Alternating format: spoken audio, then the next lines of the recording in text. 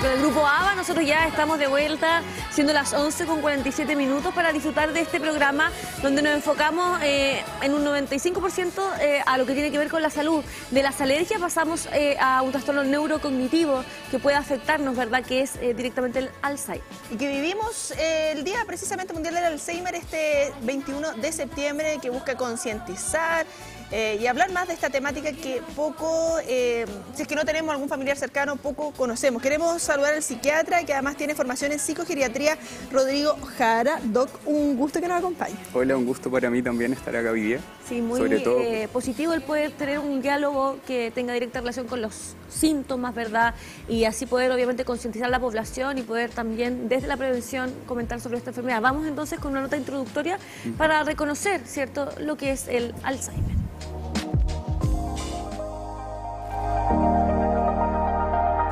La enfermedad de Alzheimer es un trastorno cerebral que destruye lentamente la memoria y con el tiempo la habilidad de llevar a cabo hasta las tareas más sencillas. Las personas con Alzheimer también experimentan cambios en la conducta y la personalidad. Los síntomas incluyen pérdida de la función cognitiva, es decir, la capacidad de pensar, recordar y razonar, y el deterioro del comportamiento y las habilidades sociales.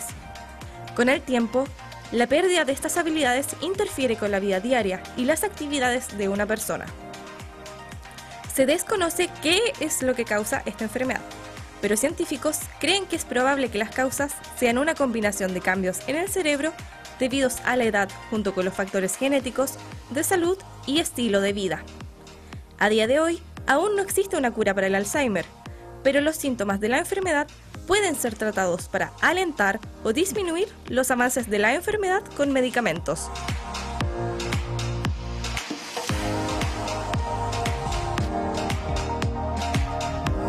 Ahí para ponernos un poquito en contexto, Doc, porque claro, todo lo que hay con el Alzheimer, con el diagnóstico inicial, con esas primeras síntomas o situaciones que uno como familiar ve, porque creo yo, opinión personal, y que estuve con un familiar con Alzheimer, el entorno el que se da cuenta más que el paciente mismo. sí, generalmente lo que el paciente experimenta son quejas subjetivas de memoria.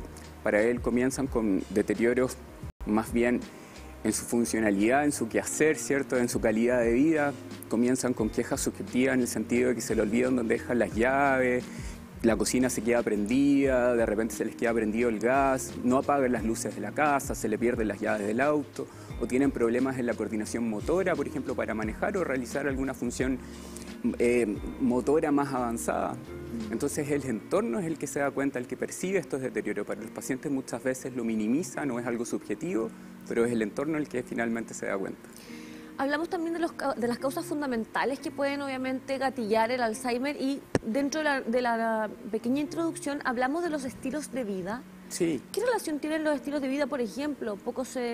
Quizás sedentarios, Sí. quizás la misma alimentación, o muchas cosas que hoy día estamos haciendo como construcción social que tienen directa relación con probablemente el estar ocupando menos nuestra cabeza, el estar quizás ocupando más el celular, el tener una vida un poquito más conforme, por ejemplo, al ejercicio. ¿Qué Sí. tan importantes son justamente estas cosas que inciden probablemente en una enfermedad neurodegenerativa como esta? Muy importantes, todos los trastornos neurocognitivos, ¿cierto?, que es como se conoce al Alzheimer y a muchas otras patologías que antes calzaban dentro del concepto de demencia. Entre ellas se distinguen factores de riesgo que son modificables y otros no modificables. Los modificables tienen que ver mucho con lo que mencionas tú, y los no modificables con la edad, con el sexo, que son cosas sobre las cuales no podemos interferir. Pero dentro de los factores de riesgo modificables, como el tabaquismo, el sedentarismo, la deprivación sociocultural, el alcoholismo, las enfermedades cardiovasculares como la diabetes, la hipertensión, es importantísimo hablar acerca de la prevención, porque finalmente son estos factores los que nos llevarían a tener un mejor pronóstico, incluso a evitar que un trastorno neurocognitivo avance de la manera en que deteriore la calidad de vida de la persona y de la familia de manera significativa. Por lo tanto, muchas estrategias hoy en día deberían estar en base a la prevención. Pensando en esa prevención y no ser alarmistas, porque señalábamos como síntomas, pucha, dejamos la llave. A mí me ha pasado de repente golpearle la puerta a algunos vecinos que dejaron la llave afuera. Sí. Yo creo que lo típico que puede pasar es cuando uno está con algún yogur, algún postre, bota la cuchara al basurero. Procesos que uno dice, oye, A mí igual me pasa, quizá algún televidente, ¿sabes qué? Sí, prendía la olla y se me quemó la comida. No sé, ¿en qué momento uno debiese, si mi familiar, mi mamá, mi papá, mi abuelo, mi abuela, o claro, o mi entorno joven también, porque esto se relaciona mucho como a los adultos mayores, personas mayores, ¿en qué momento uno debiese decir, pucha, sí, vamos a llevar a mi hermano al médico, o yo, chuta, sí, me estoy olvidando mucho de dejar la cocina prendida, de dejar las llaves en el auto, me olvidé de una calle. Yo recuerdo, así como anécdota, mi abuela, los primeros síntomas, tomó locomoción colectiva y que hay dos líneas, pero una iba para nuestra casa y tomó la otra. Ya. Oh, pucha, qué pava, no mire el letrero. Sí. ¿Pero en qué momento ¿Cuándo hay que preocuparse? Claro. Lo más importante cuando hay que preocuparse es cuando interfiere la calidad de vida de una persona. Generalmente estos olvidos, estas quejas subjetivas de memoria, como que se nos quedan las llaves del auto, que botamos la cuchara en el basurero o que nos equivocamos en la micro, ¿cierto? Si no interfiere en la calidad de vida, si la persona es un hecho puntual, es algo excepcional que ocurre solo una vez y que en verdad después pasa, ¿cierto? Y no se vuelve a repetir y que se debe, no sé, a consecuencia de una hipoprosexia, o porque estamos más tensos, o que estamos más nerviosos, o que tenemos un problema que no podemos escapar y estamos centrando toda nuestra atención en ese problema, y no interfiere en nuestra calidad de vida, sino que es un hecho puntual, no deberíamos preocuparnos. Pero en el caso de que esto es repetitivo y interfiere en la calidad de vida de las personas, es necesario consultar. Sí, eso es importante entonces. En caso de que esto sea persistente en el tiempo y no sea solamente una vez, sino que 2 veces, 3 veces a la semana, ¿cómo es el diagnóstico para nosotros poder detectar que probablemente estamos frente al Alzheimer? Sí, el diagnóstico es eminentemente clínico, ¿cierto? Se aplican una serie de preguntas, una evaluación clínica general, hay pautas neurocognitivas también que objetivan el deterioro y nos podemos apoyar también en imágenes, ¿cierto? Como una resonancia magnética, un ataque de cerebro, hay estudios más sofisticados como un PET. Y el diagnóstico más bien es multidisciplinario y se basa en aquellos factores que acabo de mencionar. Es muy habitual que uno diga, bueno, mi mamá tiene 80 años, ya la edad, se le van olvidando las cosas. Vamos normalizando o naturalizando que al llegar a cierta edad, las personas mayores olvidan las cosas. ¿Es normal o no es normal? ¿Es esperable que una persona de 80 años se le empiecen a olvidar las cosas? ¿Cómo también sacamos esta caricatura del Alzheimer muchas veces de que, puras personas mayores? Porque finalmente esto se diagnostica también a temprana edad. Sí, yo creo que lo más importante a considerar es que el envejecimiento normal lleva consigo una merma en la cognición. Todos los años nosotros cumplimos años, soplamos las velas, pero no necesariamente nuestro pelo es el que se vuelve blanco, nuestra piel es la que se arruga, todos nuestros órganos también van envejeciendo. Y en la fisiopatología de los trastornos neurocognitivos a nivel cerebral lo que se produce eminentemente, sin importar que en algunos, no sé, existan proteínas que decantan de una manera distinta, en otro caso la formación de ovillos neurofibrilares, etcétera, pero lo más importante es que se produce una atrofia en ciertos lugares del cerebro que es lo que determina las alteraciones de memoria conductuales o funcionales de la persona afectada por un trastorno neurocognitivo. Por lo tanto, tenemos que considerar que el envejecimiento normal sí trae consigo ciertas alteraciones porque nuestro cerebro en sí se va atrofiando, pero hay factores involucrados que exacerban este envejecimiento normal y que muchas veces llevan a estos trastornos neurocognitivos. ¿Qué pasa con el apoyo psicológico para estos pacientes que tienen un diagnóstico como este? Es importante. El poder tener una orientación, el poder tener a alguien o un pilar que dentro de lo que es la medicina pueda digamos, ser un aporte en el camino que decidan seguir, ¿cierto? Todo en conjunto. Yo me imagino que la familia también es importante a la hora de un diagnóstico como este. Pero ¿cuál es la importancia del trabajo psicológico? Sí. Generalmente todos los trastornos neurocognitivos es una enfermedad que afecta no solamente al paciente, sino todo el núcleo familiar, como lo vamos a ver después. Por lo tanto, el apoyo psicológico, no solo psicológico, sino que médico, a nivel de terapia ocupacional, a nivel de enfermería, es importantísimo, fundamental, porque las alteraciones que se provocan no son solamente de memoria. Las personas afectadas de un trastorno neurocognitivo no solamente olvidan las cosas, también se producen en ellos cambios conductuales, se produce en ello una marcada desorientación temporal, el juicio de realidad está alterado, muchas veces presentan alteraciones sensoperceptivas, ¿cierto? Cambios conductuales tan severos y cambios de personalidad que los familiares en sí, para ellos es como que si tratasen con una persona completamente distinta a las que estaban acostumbradas a tratar. La imagen, por ejemplo, de un padre afectado de una enfermedad neurocognitiva no es la misma que ellos configuraron en el pasado. Este padre que siempre los defendió, los protegió, ahora, hoy en día, es un completo extraño. Entonces tienen que aprender a conocerse nuevamente, tienen que aprender a manejarlo nuevamente. Y de ahí el apoyo psicológico es fundamental. Sí, hay películas que han logrado retratar esto de una muy buena manera, claro, sí. Y lo que significa, no sé, pienso inmediatamente Julianne Moore en Still Alice, sí. Siempre Alice, sí. Que muestra también desde la primera persona, que yo creo que es lo más difícil también de dimensionar esto, de esa desesperación de querer hablar, de que no esté la palabra, de querer ir a un lugar y no saber a dónde ir. ¿Qué hay también? Porque hemos hablado de síntomas, de diagnóstico, pero ¿qué hay de los tratamientos? Sí. ¿Qué hay para poder también, farmacológico, no farmacológico, para ir disminuyendo esto, que sea más lento el proceso? ¿Cómo se categoriza también el Alzheimer pensando en... Hay personas, yo lo he visto, que les avanza muy rápido. Sí. ¿Tiene que ver por la genética? ¿Tiene que ver por los tipos? ¿Cómo se puede ir categorizando esto y de acuerdo a eso, qué tipo de tratamientos existen? Sí. La evolución de la enfermedad depende de muchas causas, ya como hablábamos hace un rato, los factores de riesgo modificables y no modificables. La carga genética es un factor de riesgo no modificable. Si bien es importantísimo, no necesariamente implica que la enfermedad avance o que todos los familiares más bien desarrollen un Alzheimer, porque en psiquiatría se habla mucho del concepto de la epigenética, cómo el ambiente modula la expresión de los genes. Por lo tanto, lo más importante a controlar son los factores de riesgo modificables, como las enfermedades cardiovasculares, el tabaquismo, la obesidad, el sedentarismo, la deprivación cultural. En Chile y en el mundo más bien existe una cultura poco amigable con los adultos mayores y en verdad por eso es importante concientizar a la población de que todos estamos envejeciendo y que al envejecer necesitamos de no solamente de ayudas técnicas, no solamente de un burrito, sino también de estimulación cognitiva. Necesitamos ejercitar nuestro cerebro en pro de poder favorecer un envejecimiento más natural, más normal y que lamentablemente no determine la presencia de un trastorno neurocognitivo.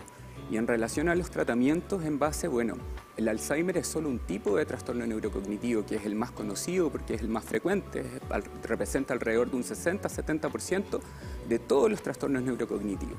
Y dentro del Alzheimer hay distintas etapas, por supuesto. Está una etapa leve en la cual aparecen estas quejas subjetivas de memoria que interfieren en la calidad de vida, una etapa moderada en la cual las personas van perdiendo ya funcionalidad respecto a las actividades básicas de la vida diaria o instrumentales de la vida diaria, ¿cierto? Les cuesta manejar nuevas tecnologías, les cuesta de repente vestirse, les cuesta ducharse, les cuesta reconocer a aquellas personas que forman parte del núcleo familiar y una etapa mucho más avanzada en la cual los pacientes caen en la postración, caen en el aislamiento, en el mutismo y lamentablemente podemos asociarlo a una etapa de fin de vida ya. El Alzheimer hasta el día de hoy es una enfermedad que no tiene cura, lamentablemente, y muchas estrategias, por eso todas las estrategias más bien se centran en la prevención y en el manejo de los síntomas conductuales de los pacientes. Dependiendo de la etapa en la cual está, se maneja conductualmente si tienen alteraciones sensoperceptivas, conductuales, agresividad, síntomas depresivos, etcétera, etcétera. Si bien hay fármacos también más de tipo neurológico que pudiesen modificar el pronóstico en etapas tempranas, aún no hay ningún fármaco que permita decir, ya, yo tomo esto y en verdad me curo. Hablemos desde lo positivo también y embarquémonos entonces en esa prevención que debemos de tener como seres humanos. Sí. La vida es una sola y por lo mismo tratar de llevarla de la mejor manera y con obviamente cosas que puedan ser positivas para nuestro diario vivir. ¿Qué recomendaciones hoy día podríamos entregarle a la población para poder prevenir esta y tantas otras enfermedades? Sí. En primer lugar, el control de las patologías crónicas. Es tan frecuente la diabetes, la hipertensión, la dislipidemia que tienen una carga importantísima en el desarrollo de alguna patología neurocognitiva. Por lo tanto, el primer pilar es que acudan a sus tratamientos, que tengan una buena adherencia a esto, educar a la familia con respecto a la administración de los fármacos y a estilos de vida saludables, la prevención también en base a evitar el sedentarismo, ¿cierto? Chile es un país en el cual la población adulta mayor es muy sedentaria porque hay cierto abandono hacia este segmento etario y es importante corregirlo. La obesidad también, Chile es uno de los países que más obesidad tiene en el mundo, por lo tanto es importantísimo promover la actividad física, adecuarla a la edad y ayudar a aquellas personas que tienen obesidad en fin de prevenir, ¿cierto? o sumar más bien otro factor de riesgo al desarrollo o a la permanencia de un trastorno neurocognitivo. Sí, en este último tiempo, yo creo que en los últimos años se ha hablado más lo que generó obviamente este documental de Augusto Góngora con Paulino Urrutia, La memoria infinita, que nos conmueve porque, claro, un personaje que conocíamos y que impactó también a nivel mundial dentro de lo que se viene haciendo todo este tiempo y particularmente los 21 de septiembre de cada año para generar esta conciencia.